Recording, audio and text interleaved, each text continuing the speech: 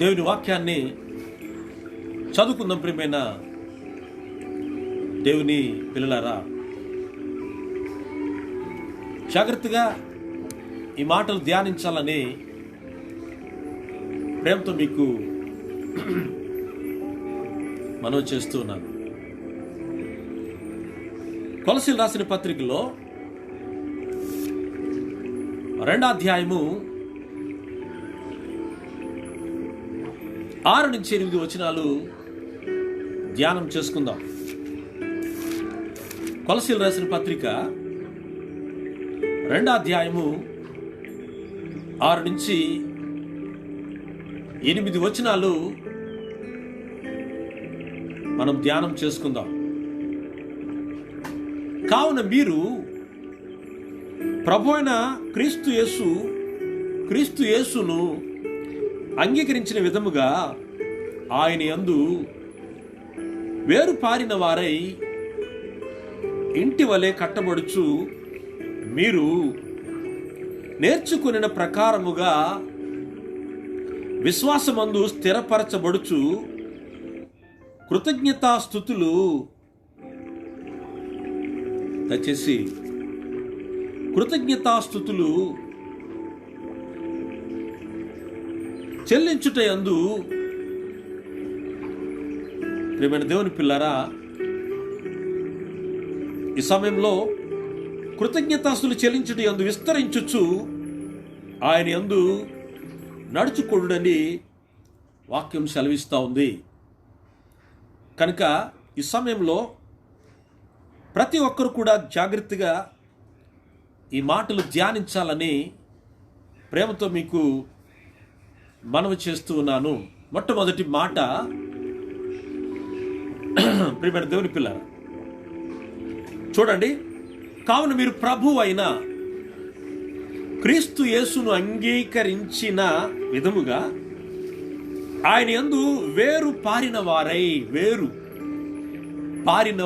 వేరు చెట్టుకి వేళ్ళు ఉంటాయి కదా, ఆ వేళ్ళు భూమి లోపలికి వెళ్ళి స్ట్రాంగ్ అవ్వాలి, చొచ్చుకుపోవాలి. ఎప్పుడైతే భూమి లోపలికి వేరు పారుతుందో, పారటం అంటే నీళ్లు పారటం కాదు, వేరు పారటం అంటారంటే వేళ్ళు, ఒక చెట్టుకున్న వేళ్ళు లోపలికంట చొచ్చుకుపోవటం. అలా ఎప్పుడైతే వేరి పారిన వారై మీరు ఉంటారో ఇంటి వలె కట్టబడుచు మీరు నేర్చుకున్న ప్రకారము విశ్వాసమందు స్థిరపరచబడుచు కృతజ్ఞతాస్తులు చెల్లించుట యందు విస్తరించుచు ఆయన యందుండి నడుచుకుని మొట్టమొదటి మాట. ప్రియమైన దేవుని పిల్లలారా గ్రహించండి, మొట్టమొదటి మాట అంటే క్రీస్తులో మనము వేరు పారాలి. హల్లెలూయా. చాలా ప్రాముఖ్యమైన అంశం అండి. మనం స్టాండర్డ్ అవ్వాలంటే, మనం స్థిరపరచబడాలంటే ఒకే ఒక మార్గం, క్రీస్తులో వేరుపరచబడాలని మీకు తెలియచేస్తున్నాను. కొలస్సీ చాలా మంచి పత్రిక.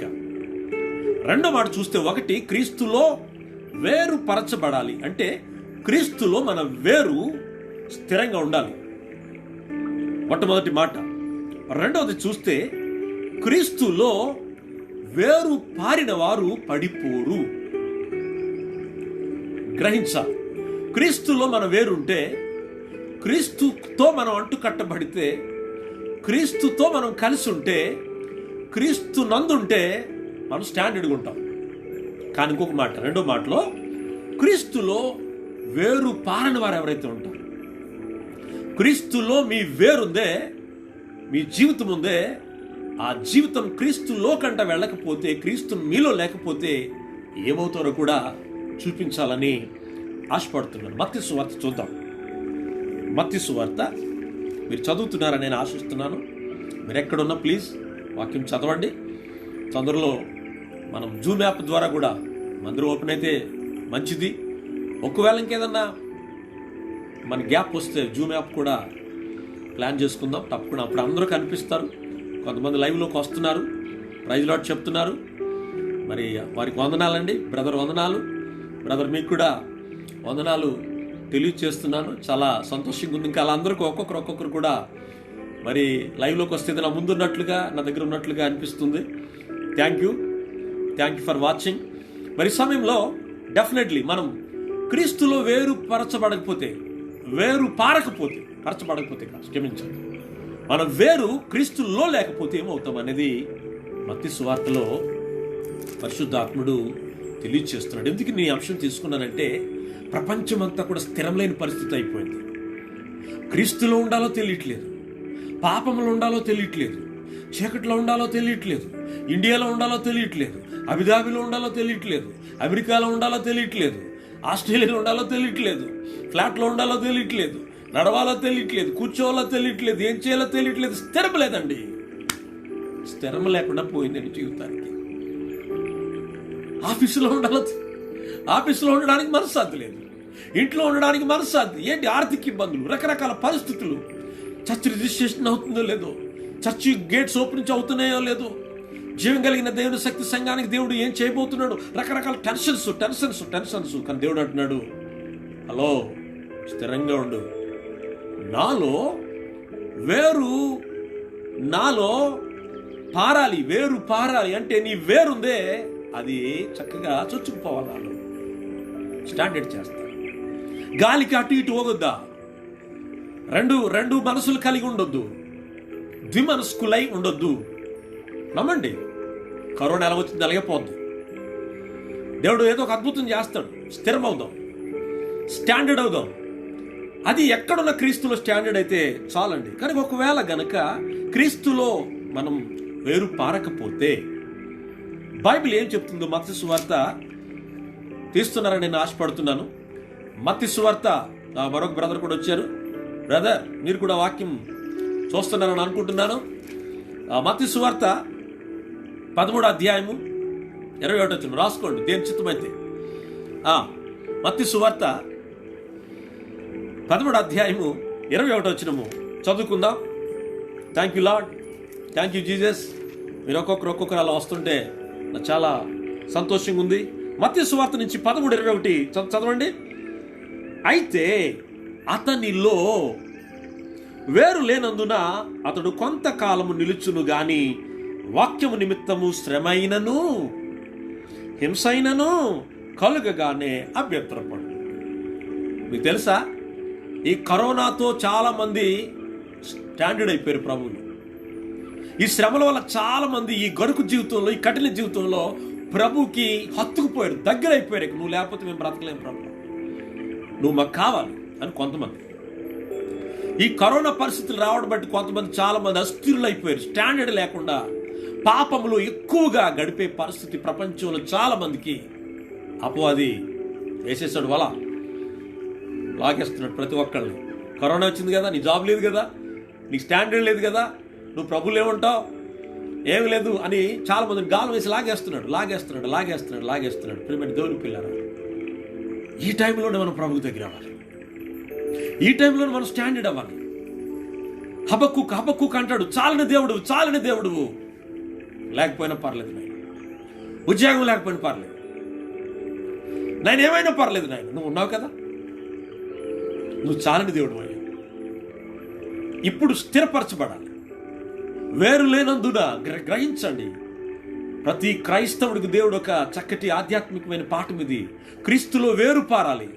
ఈ వేళ్ళు లేకపోతే, ఈ వేళ్ళు ప్రభువులో అంటుకుపోతే, చొచ్చుకోకపోతే, ప్రభువుతో ఉండకపోతే, క్రీస్తు అనే బండ మీద మనం ఆనుకోకపోతే, చూడండి అక్కడ ఏమని రాయబడుతుందో స్పష్టంగా దేవుడు మాట్లాడుతూ, వేరు లేనందున అతడు కొంతకాలమే నిలుచును. కొంతకాలమే. వేరు లేకపోతే ఆ చెట్టు ఎండకు ఎండిపోతుంది, కాయలు రాలిపోతాయి, ఆకులు రాలిపోతాయి, మోడైన చిగురులు ఉండవేక మోడైన మొద్దులా అయిపోతుంది. కానీ వేరున్న చెట్టు అయితే, దేవునితో క్రీస్తుతో అంటుకట్టబడిన చెట్టు అయితే, క్రీస్తుతో సహవాసం చేస్తున్న వ్యక్తులైతే చిగురులు వేస్తారు. రెండో మాట, క్రీస్తులో వేరు పారాలి.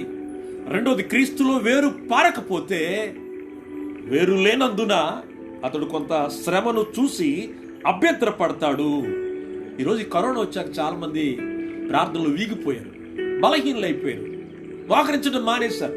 మోకరించండి, మోకాళ్ళు నల్లబడిలా ప్రార్థించండి. పరలోకం నీ దగ్గరకు వస్తుంది. ప్రేయర్ మానొద్దు ప్రియమైన దేవుని బిడ్డలారా. ఒక హెచ్చరిక దేవుడు తెలియచేస్తున్నాడు. మోకరించండి, మోకరించండి, మోకరించండి. మోకాళ్ళ అనుభవాన్ని మీరు పొందుకోవాలని మనం చేస్తున్నాం. మీరు ఎప్పుడైతే మోకరిస్తారో క్రీస్తులోకి మీరు వేరు పారిన వారు అంటారని మనం చేస్తున్నారు. ఇక మూడో మాటలోకి వెళ్తాం. మూడో మాట ఏంటో తెలుసా? ఇక్కడ ఒక మాట రాయబడుతుంది, క్రీస్తులో వేరు పారిన వారు ఇంటిలా కట్టబడతారు. హల్లెలూయా. మీకు గృహాలు ఉన్నాయి ఇండియాలో, చక్కటి గృహాలు ఇచ్చాడు దేవుడు. ఎంత స్టాండర్డ్గా ఉంటాయి. స్టాండర్డ్ చేయడానికి ఎంత ఐరన్ రాడ్స్ కానీ లోపల ఆ పునాదులు ఆ మేస్త్రి చెప్తాడా ఇంత లోతుకు వెళ్ళాలండి, 9 feet వెళ్ళాలి, లేకుంటే 5 feet వెళ్ళాలి, 4 feet వెళ్ళాలి. ఆ భూమి సారత్వాన్ని బట్టి ఆ ఉన్న గట్టితనాన్ని బట్టి మనం లోపలికి ఆ రాడ్స్ పెడతా ఉంటాం, ఆ ఐరన్ను ప్లాన్ చేస్తుంటాం, ఆ కాంక్రీట్ పోస్తుంటాం. దాన్ని బట్టి ఇల్లు స్టాండర్డ్గా ఉంటుంది. దేవుడు అంటున్నాడు కొలస్సీ రాసిన పత్రికలో పరిశుద్ధాత్ముడు తెలియజేస్తున్న మాట, ఎవరైతే క్రీస్తులో వేరుపారిన వారై ఉంటారో వారు ఇంటి వలె కట్టబడతారు అని వాక్యంలో రాయబడుతుంది. అక్కడే ఉందండి, కొలస్సీలు రాసిన పత్రికలోనే ఆ మాట కూడా మనం చదువుదాం. కొలస్సీలు రాసిన పత్రికలో ఆ మాట మీరు చదవాలని ప్రేమతో మీకు మనవి చేస్తూ ఉన్నాను. కొలస్సీలు రాసిన పత్రిక 2వ అధ్యాయము 6వ అధ్యాయం 6వ వచనం చూస్తే చూడండి, ఇంటి వలె కట్టబడుచు అని ఉంటున్నారు. ఇంటి వలె కట్టబడుచు. హల్లెలూయా. ప్రియ దేవుని బిడ్డలారా, డియర్ ఫ్రెండ్స్, ప్రియమైన స్నేహితులారా, ప్రియమైన తల్లి, ప్రియమైన చల్లి, జీవంగల దేవుని సంఘ బిడ్డలందరికీ మనం చేస్తున్నాను. క్రీస్తులో నువ్వు అంటూ కట్టబడితే, క్రీస్తులో వేరు పారిన వ్యక్తివైతే నీ ఇల్లు గట్టిగా క్రీస్తు అనే బండ మీద కట్టబడుతుంది. చూడండి ఎంత చక్కగా రాస్తున్నాడో. ఏమన్నాడు తెలుసా? ఇంటి వలె కట్టబడుచు. ఒక పాట గుర్తొస్తుంది, ఆత్మీయ ఇంటికి క్రీస్తే పునాది, సజీవమైన రాళ్ళే ప్రజలు, ఆత్మీయ గృహముకు ప్రభువే శిల్పి. హల్లెలూయా. ఆత్మీయ గృహముకు ప్రభువే శిల్పి, ఆద్యంతరహితుడవై నడుపును మోక్షపురికి మమ్ము. మన ఇంటికి శిల్పాకారుడు ఆయనే, ఈ ఇంటిని చెక్కేవాడు ఆయనే, ఈ ఇంటిని స్థిరపరిచేవాడు ఆయనే. ప్రియమైన దేవుని పిల్లరా, క్రీస్తులో వేరు పారిన వ్యక్తులైతే ఇంటి వలె కట్టబడతారు. ఎంత గొప్ప విషయం ప్రియులారా. అలా కట్టబడితే పరలోక రాజ్యంలో నీకు ఒక బంగారపు ఇల్లు ఉంటుందని పరిశుద్ధాత్ముడు తెలియజేస్తున్నాడు. నువ్వు ఇక్కడ కట్టబడితే ఆధ్యాత్మికంగా జ్ఞానవంతురాలు ఇల్లు కట్టును. నువ్వు ఇక్కడ ఆధ్యాత్మికమైన గృహాన్ని క్రీస్తులో కట్టుకుంటే, నీ వేరు పారితే పరలోకములో నీకు ఒక స్థలం ఉంది. దేవుడు అన్నాడు కదా, మీకు నేను కలవరపడొద్దు, నేను పైకి నేను పరలోకానికి వెళ్ళి మీకు స్థలాలు సిద్ధపరుస్తాను, మరలా వచ్చి మిమ్మల్ని తీసుకుని వెళతాను. ఈ మాట అంటున్న మీరు క్రీస్తులో వేరు పారితే మనకు అక్కడ గృహాలు ఉన్నాయి అనే విషయాన్ని ప్రేమతో మీకు మనవి చేస్తున్నాను. ఇక 4వ మాటలోకి వెళితే, ప్రియమైన దేవుని పిల్లరా, క్రీస్తులో వేరు పారిన వారు. క్రీస్తులో వేరంటే చెప్తున్నాను మరలా, ఒక చెట్టుకున్న కాడ, ఆ కాడ భూమిలో కంట స్టాండర్డ్ అవ్వాలి. అది పారటం అంటే నీళ్లు పారుతుంటా అంటే పరిగెడుతుంటాయి కదా, అట్లా ఈ వేరు కూడా లోపలికి పరిగెడుతూ ఉండాలి. ఎంత లోతుగా వెళితే ఆ చెట్టు అంత స్టాండర్డ్గా ఉంటుంది. తర్వాత క్రీస్తులో వేరు పారిన వారు, గ్రహించండి, చాలా ప్రాముఖ్యమైన అంశం, స్థిరపరచబడతారు. గ్లోరీ. క్రీస్తులో స్థిరపరచబడతారు. క్రీస్తులో వేరు పారిన వారు స్థిరపరచబడతారు. ఇది చాలా ప్రాముఖ్యమైన అంశం అని ప్రేమతో మీకు మనవచ్చు. ఆ మాట కూడా అక్కడే ఉంటుంది. చదవండి, కొలస్సీలు రాసిన పత్రికలో 2వ అధ్యాయము అక్కడ మనం చూస్తే స్థిరపరచబడుట అనే మాట అక్కడ చూస్తాం. చూడండి, విశ్వాసమందు స్థిరపరచబడుట. హల్లెలూయా. ఎందులో, ఎక్కడ మనం స్థిరపరచబడతాం? విశ్వాసం. అమ్మో, విశ్వాసంలో స్థిరపరచబడటం అంటే మామూలు విషయం కాదు. మనకి పేర్లు విశ్వాసులని కదా, పేర్లు విశ్వాసులండి అంటాం కదా. మనల్ని సంఘ బిడ్డలు ఏమంటారండి? మా విశ్వాసులు, సంఘ విశ్వాసులు, దేవుని విశ్వాసులు అని ఎందుకు వచ్చింది? బిలీవర్స్ అని ఎందుకు వచ్చింది? విశ్వాసులు అంటే ఎవరిని విశ్వసించారు? దేవుణ్ణి. ఈ విశ్వసించడంలో కూడా స్టాండర్డ్ లేదు చాలా మందిలో. కొంతమంది మరికొన్నిటి వాటికే నమ్ముతారు, మరి కొంతమంది దేనికో వాళ్ళు ఆశపడి నమ్ముతారు, మరి కొంతమంది దేవుడు అంటే బాహ్యమైన అవసరతల కొరకు నమ్ముతారు, మరి కొంతమంది స్వస్థత కొరకు నమ్ముతారు, మరి కొంతమంది జాబ్స్ స్టాండర్డ్ అవ్వాలని నమ్ముతారు, మరి కొంతమంది బాహ్యమైన వాటి కొరకు విలువలిస్తూ నమ్ముతారు. అది పెద్ద స్థిరత్వమైన విశ్వాసం కాదు. విశ్వాసం అంటే పరలోకానికి భూమికున్న గొప్ప ఫెయిత్ అండి. దృశ్యమైన వాటిని చూసి నమ్మడం కాదు, అదృశ్యమైన వాటిని చూచి నమ్మడమే స్టాండర్డ్. క్రీస్తులో వేరు పారడం అంటే అదండి. అపోస్తలుడైన పౌలు గారు నమ్మాడు, అక్షయ కిరీటం చూశాడు, నీతి కిరీటం చూశాడు, మహిమ కిరీటం చూశాడు. ప్రియమైన దేవుని పిల్లరా, ఇక్కడున్న కిరీటాలు ఎలాగా బహుమతులు ఇస్తారో గెలిచిన వాళ్ళకి, వాళ్ళ ఆటలోకి వాళ్ళు ఆడుతున్నప్పుడు ఎలాగా చక్కగా కిరీటాలు ఇస్తారో అట్లాగే అతడు మహిమ కిరీటం, అక్షయ కిరీటం చూశాడండి. అది ఫెయిత్ అంటే. పరలోకానికి ఈ భూమి మీదకి ఉన్న నిచ్చెనే విశ్వాసం. ఆ విశ్వాసంలో మనం ఎప్పుడు ఎక్కుతూనే ఉండాలి. ఒక్కొక్క మెట్టు మన విశ్వాసం స్థిరపరచబడాలి. గ్రహించండి, క్రీస్తులో వేరు పారితే, క్రీస్తును ఆధారంగా చేసుకుంటే, క్రీస్తును బేసిక్ చేసుకుంటే నువ్వు ఖచ్చితంగా క్రీస్తులోకి నీ వేరు పారుతుందని అప్పుడు నువ్వు స్టాండర్డ్ అవుతావు. ఈరోజు చూడండి, చాలా మంది స్టాండర్డ్ లేదు. ప్రార్థనలో స్థిరత్వం లేదు, వాక్యంలో స్థిరత్వం లేదు, ఆత్మీయతలో స్థిరత్వం లేదు, క్రీస్తుతో నడవాలనే స్థిరత్వం లేదు. స్థిరత్వం అంటే ఎవ్రీడే ప్రభుతో నడవడమే స్థిరత్వం. ఎవ్రీడే ప్రభుని పలకరించడం స్థిరత్వం. ప్రతిరోజు దేవుని విశ్వసించడం స్థిరత్వం. కనుక దేవుడు మాట్లాడుతున్నాడు, క్రీస్తులో వేరు పారిన వారు స్థిరంగా ఉంటారని. హెబ్రీయులకు రాసిన పత్రికలో కూడా 6వ అధ్యాయము 19వ వచనంలో వ్రాయబడుతుంది. మరొక బ్రదర్ కూడా మరి లైవ్లోకి వచ్చారు. అందును బట్టి నేను ప్రభుని స్తుతిస్తున్నాను. ఒక్కొక్కరు వీక్షిస్తున్నందుకు అయ్యా మీకు, మీ కుటుంబానికి నా ఆశీర్వాదాలు తెలియచేస్తున్నాను. మీరు ఏ అవసరతలో ఉన్నా నా ప్రభు ఇప్పుడే మీకు మీ అవసరతలు తీర్చి మహిమ పొందాలని నేను ఆశపడుతూ ఉన్నాను. అదేవిధంగా ఐదో మాటలోకి వెళితే, ఇక ఎందులో మనం వేరు పారాలి? క్రీస్తు ప్రేమలో వేరు పారాలి. హల్లెలూయా.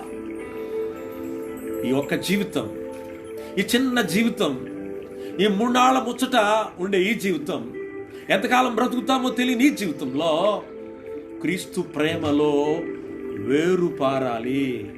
ప్రియమైన దేవుని పిల్లలు, మన దేవుడు ప్రేమై ఉన్నాడు. దేవుడు ప్రేమై ఉన్నాడు. ఆ ప్రేమ మనలోకి వస్తే ఆ ప్రేమ మనలో ప్రవహించాలి. జీవ జల నదులు ప్రవహిస్తూ ఉంటాయి. క్రీస్తు ప్రేమలో వేరు పారాలి. మీరున్న చోట ప్రేమ అలుముకుంటుంది. అబ్బా, ఆ బ్రదర్ దగ్గర ఎంత ప్రేమ ఉందండి, ఈ సహోదరి దగ్గర ఎంత ప్రేమ ఉందండి. అరే, మన ప్రేమలు కాదు పిల్లలు, మన ప్రేమలు లోకపరమైనవి. కానీ క్రీస్తు ప్రభును మనం ధరించుకుంటే, క్రీస్తులో మనం వేరు స్థిరపరచబడితే, ఆహా, మనం క్రీస్తు ప్రేమలో వేరు పారతామని ఆ విషయాన్ని మీకు తెలియచేయాలని ప్రేమతో మనం చేస్తున్నాను. రిఫరెన్స్ నోట్ చేసుకుంటారా? మీ హృదయాల్లో రాసుకుంటారు ఈ వాక్యాన్ని. ఎఫెసీ రాసిన గ్రంథాన్ని మనం చూద్దాం.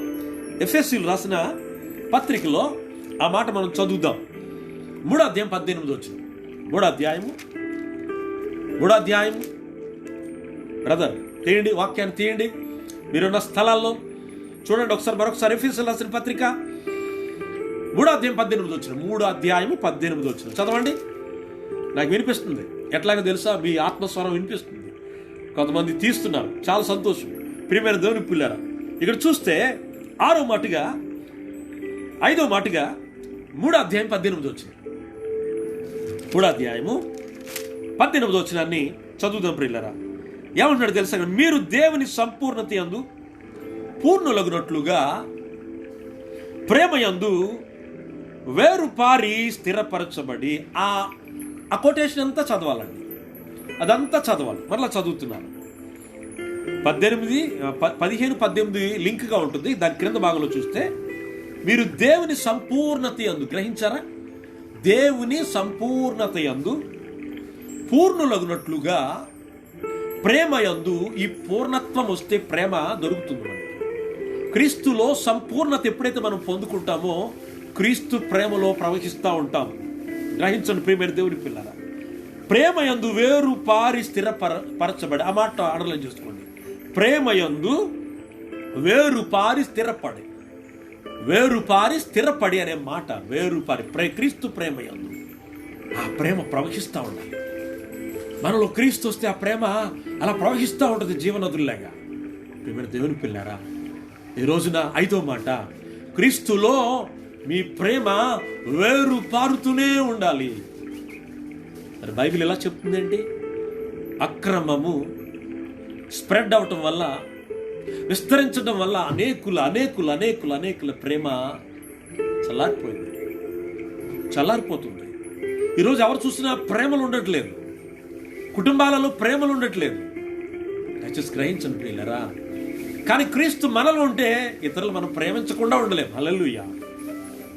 క్రీస్తు మనల్ని ఏలుతూ ఉంటే, క్రీస్తు అధికారానికి మన శరీరాన్ని అలవాటు చేసుకుంటే, ఆయన డైరెక్షన్లో మనం ఉంటే ఇతరులు ప్రేమించకుండా ఉండలేం కదా. గాంధీ అంతటి వాడే ఎన్ని వల్ల నీ పొరుగు వారిని ప్రేమించమని మాట అతను ఎంత ప్రభావితం చేసింది. మాట ప్రేమ దేవుని పిల్లరా. గత శుక్రవారం చూసాం 10 ఆజ్ఞలు కలిపి 2వ ఆజ్ఞలలో దేవుని ప్రేమించాలి, 2వది నీ ఎదుటి వాడిని ప్రేమించాలి. ఈ ప్రేమ ఎలా వస్తుందంటే, క్రీస్తుతో వేరు పారిన వ్యక్తులైతే, అంటే మీ వేరు క్రీస్తులో ఉంటే ఆ ప్రేమ ఆటోమేటిక్గా వస్తుంది. 5వ మాట. 6వ మాటలోకి వెళ్దాం. ప్రియమైన దేవుని పిల్లారా, ఈ 6వ మాటలో మనం చూస్తే 6th వార్డులోకి వెళ్తే చాలా జాగ్రత్తగా మనం గ్రహిస్తే పరిశుద్ధాత్ముడు తెలియచేస్తున్న మాట, క్రీస్తు నీతిలో, అయ్యా వింటున్నారా? క్రీస్తు నీతిలో వేరు పారాలి. హల్లెలూయా. Praise the Lord. క్రీస్తు నీతిలో వేరు పారాలి. ఈరోజు నేను చెప్తున్న అంశం వేరు పారి స్థిరపరచబడుట క్రీస్తులో. ఈరోజు అంశం 6వ మాటలోకి వచ్చేస్తున్నాను. ఏంటో తెలుసా? క్రీస్తు నీతిలో వేరు పారాలి అనే వాక్యాన్ని మీకు అందిస్తున్నాను పిల్లరా, ప్రియమైన దేవుని పిల్లరా. ఈరోజు చూద్దాం, ఆ మాట కూడా చదువుదాం. మొట్టమొదటి నుంచి మనం ధ్యానం చేస్తే, 1 క్రీస్తులో వేరు పారాలి. హల్లెలూయా. 2వది క్రీస్తులో వేరు పారుతున్న వారు పడిపోరు, స్టాండర్డ్గా ఉంటారు. వేరు పారకపోతే పడిపోతారు. తర్వాత క్రీస్తులో వేరు పారిన వారు ఇంటిలా కట్టబడతారు. క్రీస్తులో మరి వేరు పారిన వారు వారి ప్రేమలో, క్రీస్తు ప్రేమలో వేరు పారిన వారు క్రీస్తు ప్రేమను కలిగి ఆ ప్రవాహ జలాలు ఇతరులకు పంచుతూ ఉంటారు పిల్లరా. మరి అదేవిధంగా క్రీస్తు నీతిలో వేరు పారాలి. ఇక చివరి మాట మనం చదువుకొని ధ్యానం చేసుకుందాం. ముగింపులోకి వస్తున్నాను. జాగ్రత్తగా కొన్ని మాటలు మీరు ధ్యానించాలని మనం చేస్తున్నాం. వీలైతే ఈ మాటలు చెప్తున్నప్పుడే మన ఫ్రెండ్స్కి, ఇతరులకి లింక్ పెట్టండి, వాళ్ళకి పంపించండి. ప్రతి వారు కూడా స్థిరం అవ్వాలని ఒక దైవ సేవకుడిగా నేను ఆశపడుతున్నాను పిల్లరా. సామెతల గ్రంథం 12వ అధ్యాయము 3వ వచనం చూద్దాం. సామెతల గ్రంథము, దయచేసి చదువుదా. సామెతల గ్రంథము 12వ అధ్యాయము 3వ వచనాన్ని చదువుదాం. చదవండి బ్రదర్, చదవండి. లైవ్లో ఉన్న బ్రదర్ చదవండి. Okay, thank you. భక్తిహీనత వలన ఎవరు స్థిరపరచబడరు. నేను భక్తిహీనంగా ఉన్నాను అనుకోండి, నాకు స్టాండర్డ్ ఉండదు కదా.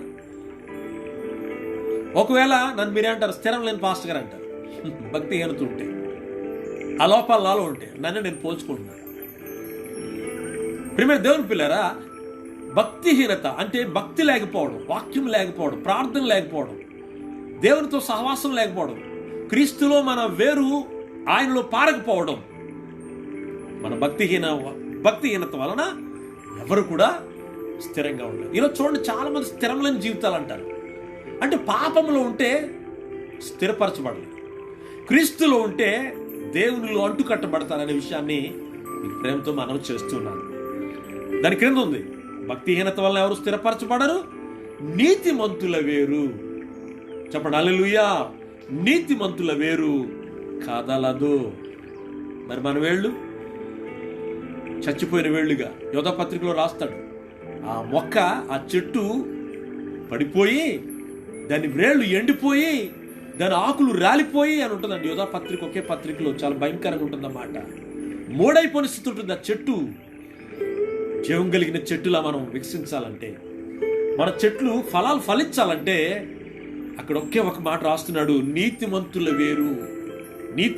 వేరు కదలదు అనే అంశాన్ని మనం ధ్యానం చేస్తున్నాం ప్రియులరా. కనుక ఈ రోజున నీవు నీతిమంతుడిగా ఉండాలి అంటే, నీతిమంతురాలుగా నువ్వు ఉండాలంటే క్రీస్తులో నీ వేరు స్థిరపరచబడాలి, వేరు పారాలని ప్రేమతో మీకు మనవి చేస్తున్నాను. అదే సామెతల గ్రంథంలో 11 అధ్యాయము 28వ వచనాన్ని చూద్దాం. 11:28 వచనాన్ని చూద్దాం. ధనము నమ్ముకున్నవాడు పడైపోవును అంటూ, నీతిమంతుల చిగురాకు వలె, నీతిమంతులు ఉన్నారే, ఈ ఏరు పారుతుందే, ఈ ఏరు ప్రభులోకి అంటుకట్టుబడుతుందే, ఈ భూమిలో కంట క్రీస్తు అనే భూమిలోకి చొచ్చుకుపోతుందే, ఈ వ్యక్తి ఏమవుతున్నాడు తెలుసా? చిగురాకు వలె అతడు వృద్ధి నొందుదురు అని అంటున్నాడు ప్రియులారా. ఇక చివరి మాటకు వెళదాం. కనుక 6వ మాటగా క్రీస్తు నీతిలో మనం వేరుపరచబడాలి. చివరి మాట మనం చూస్తే, క్రీస్తులో వేరు పారిన వారు ఫలిస్తారు. హల్లెలూయా. క్రీస్తులో వేరు పారిన వారు ఫలిస్తారు, అంతే కదండి. క్రీస్తులో మన వేరు ఎప్పుడైతే పారుతుందో, ఆ పారిన ఆ వేళ్లకు దేవుని శక్తి వచ్చి ఆ వ్యక్తి ఫలిస్తాడు. చివరి మాట, 7వ మాటతో నేను ముగిస్తున్నాను. చివరి మాట ప్రియమైన దేవుని పిల్లారా, చూద్దామా? యెషయా గ్రంథం చదువుదాం. యెషయా గ్రంథం 37వ అధ్యాయము చదువుకుందాం పిల్లరా. 37వ అధ్యాయము, యెషయా గ్రంథం 37వ అధ్యాయము 31వ వచనం చదువుకుందాం. 37, 31 ఏం రాయబడదు చూద్దాం. యోధా వంశములో తప్పించుకున్న శేషము ఇంకను క్రిందికి వేరు తన్ని. హల్లెలూయా. ఇంకను క్రిందకి వేరు తన్ని, చదవాలి, మీదికి ఎదిగి ఫలించును. గ్లోరీ. హల్లెలూయా. చక్కటి మాట ప్రియులరా. యెషయా గ్రంథము 37వ అధ్యాయం 31వ వచనంలో రాయబడుతున్న మాట మరొకసారి చదువుతున్నాను. యోధా వంశంలో తప్పించుకున్న శేషం ఉందే, యూదులు ఉన్నారే, కొంతమంది తప్పించుకున్న వారు ఉన్నారే. ఆ ఉన్న వాళ్ళ జీవితాలలో ఏమైందో తెలుసా? వారు ఇంకను క్రిందికి వేరు తన్ని, వాళ్ళ వేళ్ళున్నాయే తన్ని మీదికి ఎదిగి ఫలించును. హల్లెలూయా. అబ్బా, ఏం మాట ప్రియులారా. ఈరోజు నేను ఒకటి ఆశపడుతున్నాను, మన జీవం కలిగిన శక్తి సంఘ బిడ్డలందరి వేళ్ళు క్రీస్తులో చొచ్చుకుపోయి, క్రీస్తుతో ఉంటూ, క్రీస్తుతో అంటకట్టుబడితే వారు తన్ని ఎదిగి ఫలిస్తారో లేదో తెలిసిపోతుంది పిల్లలు. క్రీస్తులో ఉన్న వ్యక్తి ఖచ్చితంగా ఫలిస్తాడండి. క్రీస్తులో లేకపోతే మనం ఫలించలేము. ప్రభు వస్తున్నాడు. Jesus coming soon. ఆయన రాబోతున్నాడు. ఆయన వచ్చే సమయానికి మనం ఫలించాలి, విరగబుయ్యాలి. ముగింపులో ఒక మాట చెప్పి నేను ముగిస్తాను పిల్లలు. నైలు నది ఉంది కదా, నైలు నది. మీరు కొంతమంది ఇజ్రాయెల్ వెళ్ళిన వాళ్ళు తెలుస్తుంది. నైలు నది ఈజిప్ట్లో. ఆ నైలు నది అప్పట్లో ఆ నైలు నది ప్రవహిస్తూ ఉంటే దాని చుట్టుప్రక్కల చూసారా ఎన్ని చెట్లు, ఎంత పచ్చదనమో. మీరు ఒకసారి అది మీరు చూడండి, మీరు నెట్లో కొట్టి చూడండి, నైలు నది అని కొట్టండి, ఎంత పచ్చగా ఉంటుందో. కారణం ఏంటి తెలుసా? ఆ చుట్టుపక్కల చెట్లు అంత పచ్చగా ఉంటుంది. కారణం ఏంటి తెలుసా? నైలు నది ప్రవహిస్తూ ఉంది. ఆ ప్రవహించిన ఆ నైలు నది చుట్టుప్రక్కల ఉన్న చెట్లు, వాటికున్న వేళ్ళు ఆ లోపల కంట చొచ్చుకుపోయినప్పుడు ఈ నైలు నది నీళ్లు వాటికి అందిస్తూ అవి పచ్చగా ఫలభరితంగా ఉంటాయని ప్రియమైన దేవుని పిల్లరా. మనందరికీ తెలుసు గోదావరి మనం అంటే మన వెస్ట్ గోదావరి కనుక నేను అలాగ అంటున్నాను. ఒకవేళ మీరు తెలంగాణ అవ్వచ్చు, ఒకవేళ మీరు తమిళనాడు అవ్వచ్చు, ముంబై అవ్వచ్చు, వేరే రాష్ట్రాలు అవ్వచ్చు. అయితే గోదావరి పక్కన బ్రదర్ కాటన్ గారు, దొర, అయ్యా పితామహుడు, శాల్యూట్ చేయాలి ఆయనకి. నిజంగా ఆయన కట్టిన ప్రాజెక్టులు, ధవళేశ్వరం కానివ్వండి, నిజంగా అవన్నీ ప్లాన్ చేసుకుని కట్టాడండి. ఏంటి ఈయన ఎలా చేస్తున్నాడు అనుకున్నారు అప్పుడు మన పూర్వీకులు, మన ముత్తాతలు. ఏంటి ఈయన ఎలా చేస్తున్నాడు, ఈ కాలువలు ఏంటి, గొడవ ఏంటి అని వాళ్ళకి అర్థం కాలేదు. కానీ ఈ రోజున అబ్బా ఎన్ని కాలువలు ప్రియులారు, ఎంత పచ్చదనం, ఎన్ని కొబ్బరి చెట్లు, ఎన్ని అరటి చెట్లు, ఎంత వరి, ఎంత పచ్చదనం. దీనంతటి కారణం చెప్పండి మీరు. ఆ కాలువల గుండా వెళ్ళిన జీవజల నదుల, గోదావరి జలాల గ్రహించండి ప్రియులారా. ఈ రోజున మరి ఎంత ఆనందం అవుతుందంటే ఆ ఈస్ట్ గోదావరికి వెళ్తున్నప్పుడు ఆ ఏరియాలో సువార్త చెప్తున్నప్పుడు ఎటు చూసినా కాలువలే. ఈ కాలువ తప్పించుకుంటే ఈ కాలువ, ఈ డ్యామ్ తప్పించుకుంటే దీని అంతటి కూడా ఆ కాలువల గుండా వెళ్ళిన నీళ్లు, ఆ చుట్టుప్రక్కల ఉన్న చెట్లు చూడండి ఎంత పచ్చగా ఉంటాయో. దేవుడు ఆ చెట్లతో పోల్చాడు మనం. ఈ చెట్టు ఫలించాలంటే, ఈ జోసెఫ్ అనే చెట్టు ఫలించాలంటే, సమ్ బ్రదర్ మీ పేరు డాష్, ఓకే, మీరు ఫలించాలంటే ఖచ్చితంగా నీళ్లు ఉండాలి. వేరు పారిన వారై, అంటే మీ వేళ్ళు క్రీస్తులోకి వెళ్ళాలి. ఆ నీళ్లతో మమేకం అవ్వాలి. ఆ నీళ్ల ద్వారా మీరు ఫలభరితంగా ఉంటారనే విషయాన్ని మీకు తెలియచేస్తున్నాను ప్రియమైన దేవుని పిల్లలారా. ఈ సందర్భంలో నేను ఈ మాట చెప్పకుండా ఉండలేకపోతున్నాను. ఏంటో తెలుసా, యెహెజ్కేలు గ్రంథంలో ఒక మాట ఉంటుందండి. ముగింపులో ఒక మాట చెప్పి నేను ముగిస్తాను, జాగ్రత్త గ్రహించండి. యెహెజ్కేలు గ్రంథంలో ఒక మాట రాయబడుతున్న మాట ఏంటో తెలుసా, 47వ అధ్యాయము 7వ వచనం చదవండి. యెహెజ్కేలు గ్రంథము 47వ అధ్యాయము యెహెజ్కేలు గ్రంథం నుంచి ఒక మాట చదువుకొని మనం ప్రార్థనలోకి వెళదాం. 47వ అధ్యాయము యెహెజ్కేలు గ్రంథం నుంచి 47వ వచనాన్ని చదువుకుందాం. చివరి మాట అక్కడ రాయబడుతున్న అద్భుతమైన మాట అండి. యెహెజ్కేలుకి దేవుడు ఇచ్చిన మాట ఏంటంటే 47వ అధ్యాయము 7వ వచనాన్ని మనం చూస్తే అక్కడ రాయబడుతున్న మాట చదివి నేను ముగిస్తాను. జాగ్రత్తగా ఆ మాట కూడా మీరు ధ్యానించాలని ప్రేమతో 7వ వచనం ప్లీజ్ చదవండి. నేను తిరిగి రాగా 47వ అధ్యాయం 7వ వచనం, నేను తిరిగి రాగా నదీ తీరమున ఇరుప్రక్కల చెట్లు విస్తారముగా కనబడు. హల్లెలూయా. మరలా చదువుతున్నా, నేను తిరిగి రాగా నది జీవజల నది తీరమున ఇరుప్రక్కల చెట్లు విస్తారముగా. ఒక వ్యక్తి ఫలించాలంటే, ఒక సంఘం ఫలించాలంటే, ఎవరైనా ఫలించాలంటే నది జీవజల నది ఏంటి? దేవుని వాక్యం. ఎవరిలో వాక్యం ఉంటుందో, ఎవరి హృదయాల్లో వాక్యం ఉంటుందో, ఎవరి వేళ్ళు వాక్యములో అంటుకట్టుకుపడతాయో అలాంటి వారు ఫలిస్తారని బైబిల్ స్పష్టంగా తెలియచేస్తుంది. 9వ వచనం యెహెజ్కేలు గ్రంథం 47:9 వచనం కూడా చూడండి. అక్కడ ఏముందో తెలుసండి, ఒడిగా పారు ఈ నది వచ్చు చోట్ల నెల్ల జలచరములన్నీయు బ్రతుకును. హల్లెలూయా. వడిగా పారు ఈ నది. ఇది ఎవరి హృదయాల్లోకి వస్తుందో, ఈ నది ఎవరి గుండెల్లోకి వస్తుందో, ఎవరి ఫ్లాట్లో ఉంటున్న ఆ మనుషులు హృదయాల్లోకి వస్తుందో, ఈ నది వడివడిగా నీ ఇంట్లోకి పారాలని ఆశపడుతున్నాను. ఈ మాటలు జీవజల నదుల్లాగా నీ హృదయంలోకి పారాలని ఆశపడుతున్నాను. హల్లెలూయా. ఈ లైవ్ ద్వారా ఈ జీవజల నదులు నీ గుండెల్లోకి రావాలని ఆశపడుతున్నాను. ఈ వడివడిగా ఎవరి హృదయాలకి ఈ నది పారుతుందో వారు ఎలా ఫలిస్తారట. ఈ నీళ్లు ఎక్కడికి వచ్చటం వలన, అక్కడికి వచ్చటం వల్ల ఆ నీరు మంచి నీళ్లను కనుక చేపలు బహు విస్తారములకు. ఈ నది ఎక్కడికి పారును అక్కడ సమస్తము బ్రతుకును. హల్లెలూయా. ఈరోజు ఎంతమంది ఆత్మలు చనిపోతున్నారు ప్రియులారా, ఎంతమంది జాగ్రత్త గ్రహించండి ప్రియులారా, ఆత్మలు చనిపోతున్నారు. ఆనాడు అవ్వమ్మ వద్దన్న పని చేసి ఆత్మలు చచ్చిపోయారు.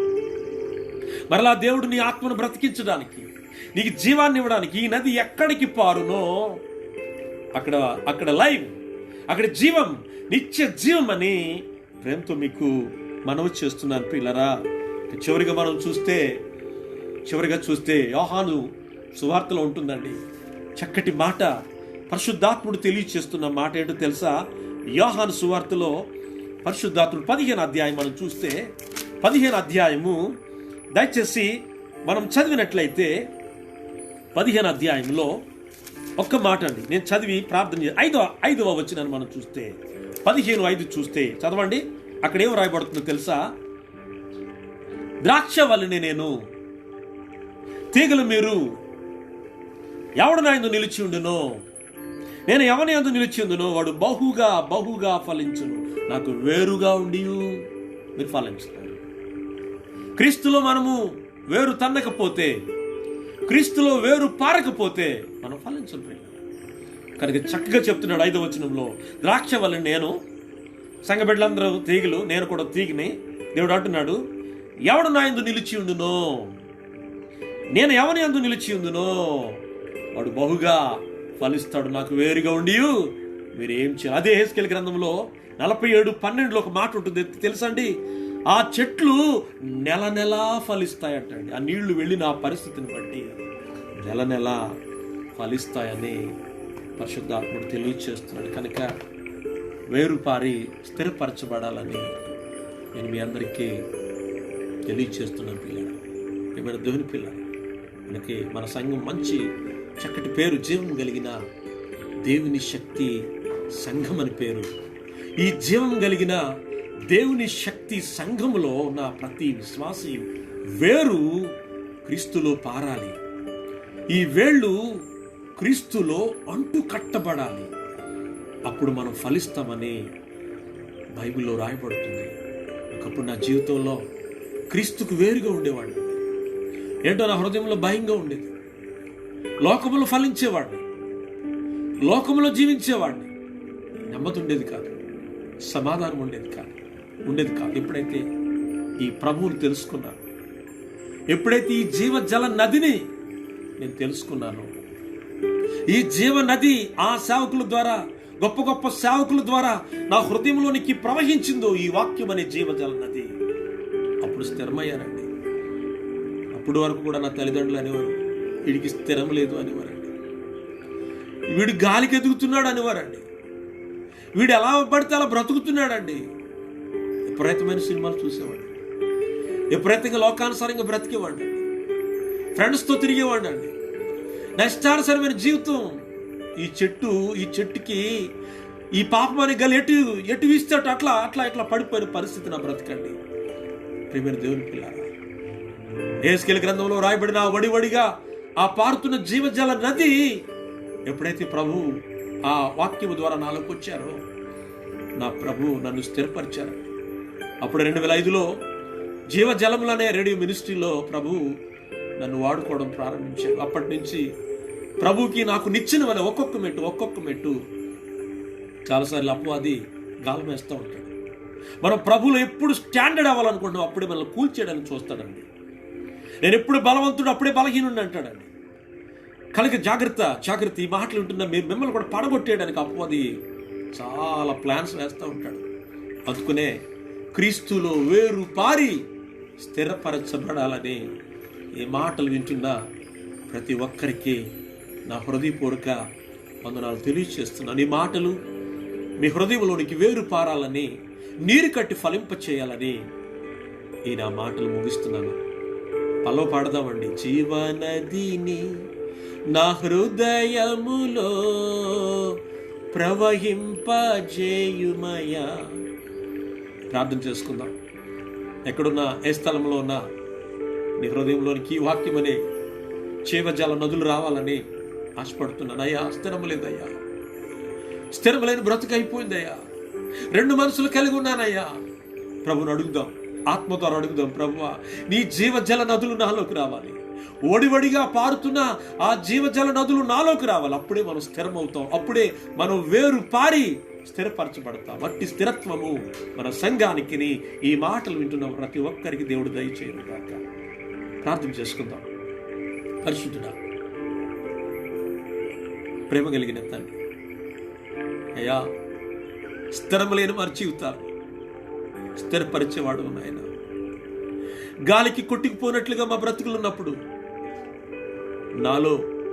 నాతో మిమ్మల్ని స్థిరపరుస్తాను. నా యందు ఎవరైతే ఉంటారో నేను వారి యందు ఉంటాను, వాడు బహుగా ఫలిస్తాడు అని సెలవిచ్చావు నాయన.